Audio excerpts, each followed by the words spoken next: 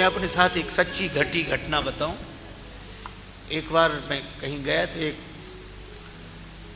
गांव में एक संत हमारे साथ और थे, बड़े प्रेम से सज्जनता के व्यवहार से मिले और रात्रि भर हम लोग एक साथ रहे। सवेरे जिनके यहाँ ठहरे थे वहाँ कुछ लोग और भी आ गए, बोले महाराज कुछ सत्संग हो जाए। तो मैंने स्वामी जी से कहा कि आप कुछ बोलिए, हम भी सुन लेंगे। तो बोले अच्छा अच्छा अच्छा। अब सत्संग शुरू हुआ। सचमुच में बड़ी श्रद्धा से बैठा था। सत्संग कहाँ से शुरू हुआ ये देखो। पहले ही बोले वो, अब गांव के 2-4 10 आदमी बोले देखो ये राम कृष्ण शिव दुर्गा गणेश ये कोई भी भगवान नहीं है। हमने कहा अद्भुत सत्संग है जो यहां से शुरू हो।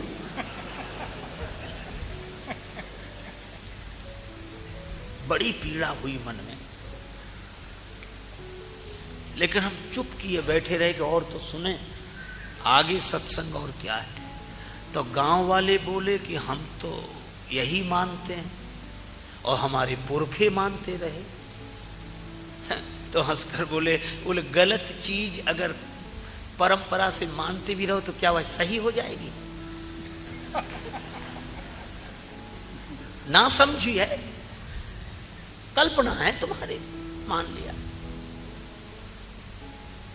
तो उन लोगों ने कहा कि ये भगवान नहीं है, इसका क्या प्रमाण, कैसे आप कहें? तो बोले एक बात बताओ, ईश्वर एक है कि अनेक? तो स्वाभाविक है सभी कहेंगे कि एक। अच्छा, तो बोले देखो एक चीज जो होती है वो एक जैसी दिखाई देती है। अब उनकी प्रक्रिया सुनो। बोले आंख बंद करो, तो सब लोगों ने आंख बंद कर ली। तो बोले देखो हाथी, तो सबने कहा हाँ मन से देख रहे हैं।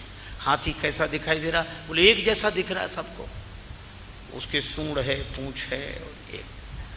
देखो घोड़ा, तो सबको एक जैसा। अब इसी तरह उन्होंने गाय भैंस ऊंट सब एक जैसा दिख रहा। क्यों? क्योंकि ये एक तरह के हैं, एक जैसे दिखते हैं, एक हैं।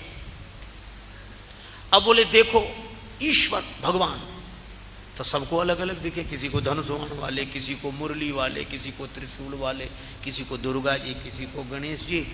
तो बोले कैसे दिख रहे हैं? बोले ये तो अलग अलग दिख रहे हैं। तो बोले इसी से सिद्ध हुआ कि ये कोई भगवान नहीं, क्योंकि ईश्वर एक है और ये अनेक दिख रहे हैं, तो कैसे भगवान हो सकते हैं? ही नहीं। मैं आपसे सत्य कहता हूं, गांव वाले अवाक रह गए, हाथ जोड़कर बोले कि हमारी तो आज आंख खुली, हमें तो आज समझ में आया, अब तक तो हम धोखे में ही रहे। तो वो विजयी मुस्कान में मुस्कुराते हुए बोले इसी को सत्संग कहते जो आंख खोल दे। आंख खुल गई। यही है गुरुपद रज मृदु मंजुल अंजन नयन अमीय दृग दोष विव, यही है आंख खुल गई। मुझे अपार कष्ट हुआ, लेकिन भगवान ने मुझे भी प्रेरणा दी तो रहा नहीं गया। तो मैंने नम्रता पूर्वक हाथ जोड़कर कहा कि महाराज बुरा ना माने, तो आपकी ही प्रक्रिया में एक सवाल हम पूछ लें इन लोगों से। तो बोले हाँ पूछिए पूछिए, संतों का तो काम ही है सत्संग करना, पूछिए। तो मैंने उनसे कहा कि भाइयों आपने अभी आंख बंद कर हाथी देखा, घोड़ा देखा, गाय भैंस देखी, सब एक जैसे दिखे? अलग अलग नहीं, हाँ अलग अलग एक जैसे दिखे। हमने कहा अब आंख बंद करके एक चीज हमारे कहने से देख लो। बोले बोलो। तो हमने कहा बंद करो आंख। तो सबने आंख बंद कर ली। हमने कहा देखो बाप, अपने अपने बाप को देखो।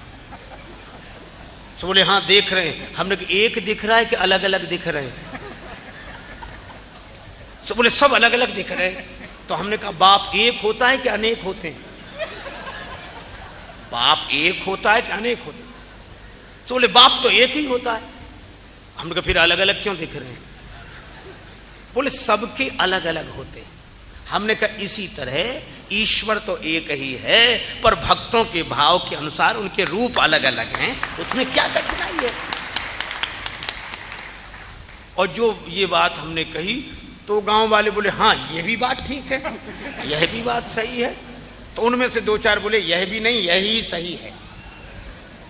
वो लोग तो प्रसन्न हो गए, लेकिन वो स्वामी जी हमसे ऐसे नाराज हुए कि हमसे बोलना तो दूर, हमारी तरफ देखना बंद कर दिया। तो हमने कहा मत देखो, कोई हर्ज नहीं, लेकिन हमारा प्रयास यह होना चाहिए कि लोग भगवान की ओर देखें। स्वामी विवेकानंद जी कहते थे कि किसी की श्रद्धा को तोड़ देना तुम्हारी प्रतिभा का, तर्क का सदुपयोग नहीं है। तर्क का, प्रतिभा का, ज्ञान का सदुपयोग यह है कि अगर दे सकते हो तो श्रद्धा को और ऊंचा स्थान दे दो। तो ऐसा ज्ञान जो भगवान से ही दूर करे, उस ज्ञान को दूर से ही प्रणाम।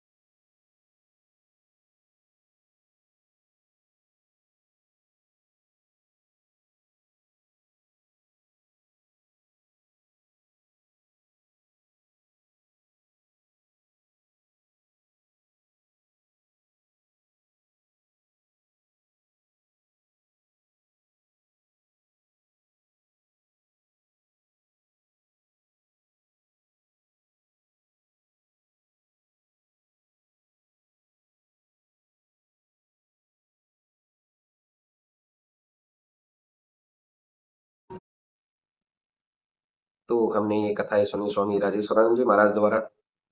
बहुत ही सुंदर तरीके से इन कथाओं को किया है। उम्मीद है आपको ये कथाएं बहुत पसंद आई होंगी।